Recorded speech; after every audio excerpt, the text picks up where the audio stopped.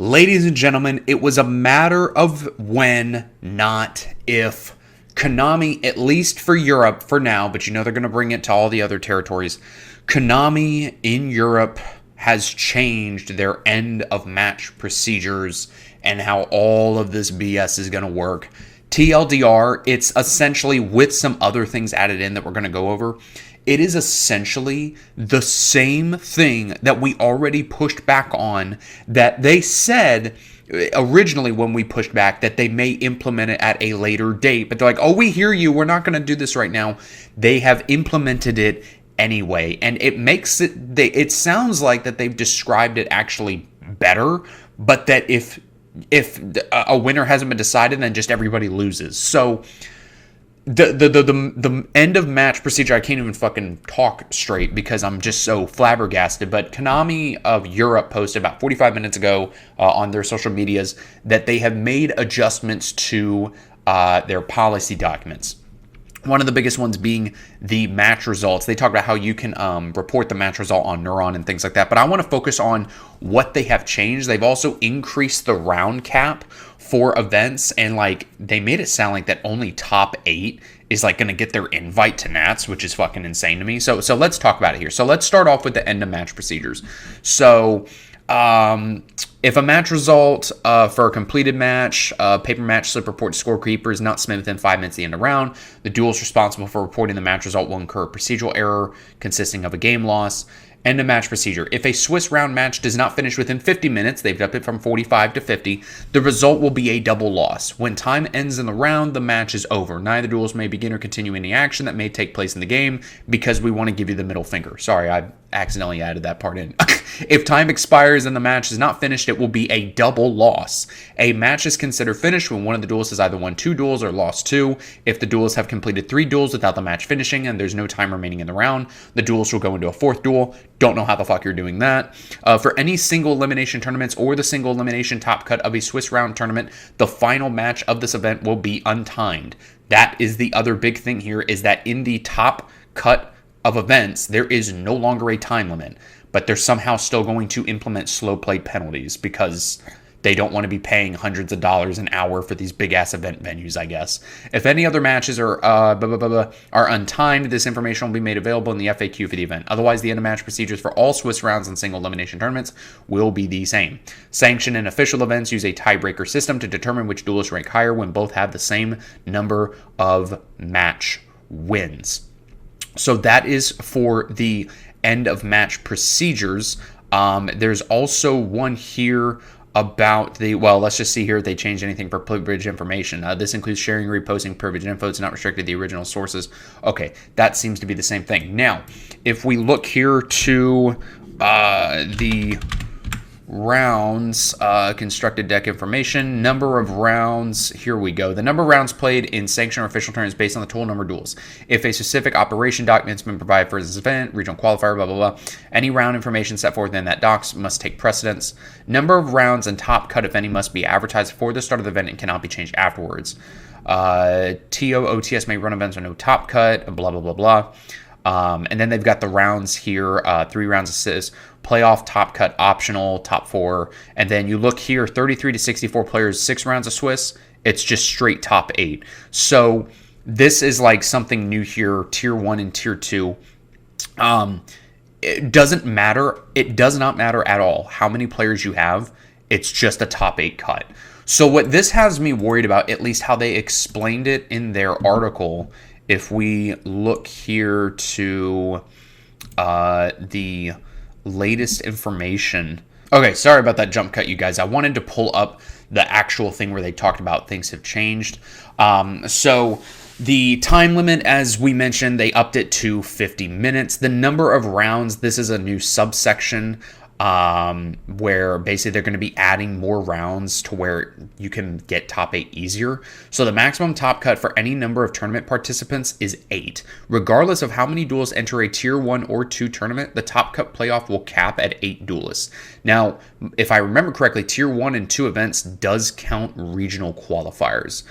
So number of rounds for tier 3 and 4 events. There's a chart to explain the current number of buys along with information on the modifiers. There's also a chart to explain the new top cut. The maximum top cut for any number of tournament participants is 8. Top cut rounds no longer have a time limit. 2 additional Swiss rounds have been added, total number of Swiss rounds dependent upon the number of duelists enrolled at the start of the tournament. Regardless of how many duelists enter a tier 3, such as a YCS or WCQ, or tier 4 tournament, Yu-Gi-Oh! Worlds, the top cut playoff will cap at fucking 8. Duelists in playoff rounds will not have a set time limit for the round to end. During these rounds, duelists will still be expected to play at a proper pace because somehow they're going to enforce slow play penalties. So, for those of you who did not play back in the days of Upper Deck, back in the day, if you, I guess, wanted recognition on your stupid fucking Yu-Gi-Oh! Resume, you had to get top 8 in an event to actually, like, get your invite. That's how Upper Deck ran things. But what they also did, which I think was kind of a decent concession, is that if someone already had their invite, which I don't know why Konami doesn't do this now, your invite would pass down to the next person. So if you didn't get top 8, but you got 9th, and the person in 8th already had their invite, then you in 9th place got your invite. Right now, at least how it stands in America and all that, not now in Europe, if you have enough people to where at a regional you've got a top 48 cutoff, then top 48 all get their invite. But like, let's say you come in 49th, the invite's not going to get passed down. So if 48th already has their invite, you don't get that, right?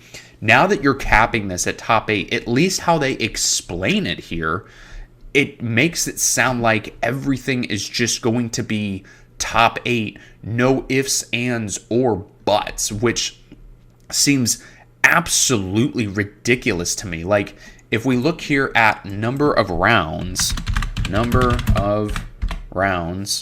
then we can look through and see, yeah, like this is all that they say about it. It's just, it's top 8.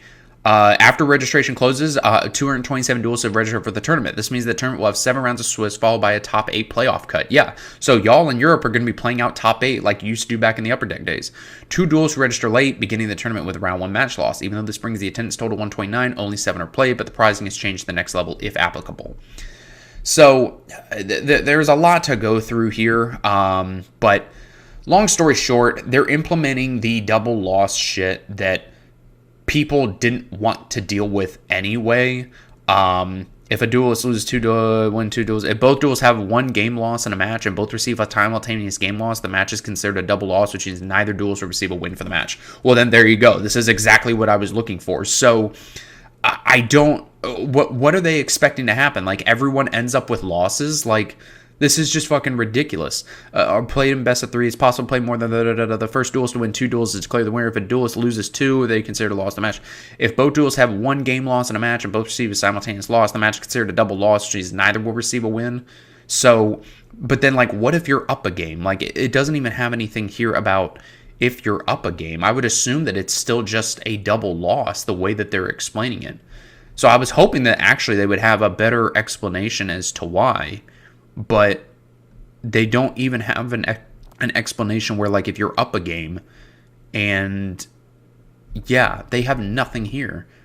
This is the only thing. Open dueling special formats. They're not even calling it Time Wizard. They're calling it special formats. Yeah, it has nothing here. The limits, all they have is just number of duels. So I guess if you're up a game, you're shit out of luck still, unless there's just something I'm missing here. But anyway, you guys, if you're playing in Europe, you're fucked. That's the only way I see it. Number of rounds played plus a modifier to account. So number of duels enrolled in the event at start of round 1 plus a modifier to account for any buys awarded in the event, I guess. The modifier applied to accounts for buys is determined by the number of duels receiving buys and for how many rounds those buys are awarded. Number of buys awarded 1. 1 additional duelist per duelist receiving a buy. That doesn't make any fucking sense. For example, if a tournament ends registration with 1,000, register for round 1, an additional 5 duels receiving a round 2 buy. The number of duels registered in the event for the purposes of determining the number of rounds 1,000. This is some of, okay, whatever. You lost me. The number of rounds of Top Cut must be advertised for the start of the event, cannot be changed afterwards. So 129, 256 duels, 11 rounds, 7 on day 1, 4 on day 2, you cut to top 8. You see what I mean with this top 8 shit? So, like, if you make top 64 or top 32, like, those results just don't matter. Like, topping, none of the topping even matters unless you get top 8. That's what shocks me the most, is that this is the dumbest fucking thing. That if you don't make top 8, you're not getting shit. And the prizing is, in many people's eyes, probably still not really worth it. Guys, let me know what you think about this. Again, right now, this is only for Europe. Mark my words. They're going to apply this to all the TCG areas. Just give it some time. Guys, thanks for watching. And I guess rip Yu-Gi-Oh! Now. If you make top 32, I guess no one's going to give a shit. It's going to make Yu-Gi-Oh! Resumes, I guess, more interesting. I don't know. Who cares about a Yu-Gi-Oh! Resume? I just want my invite these days.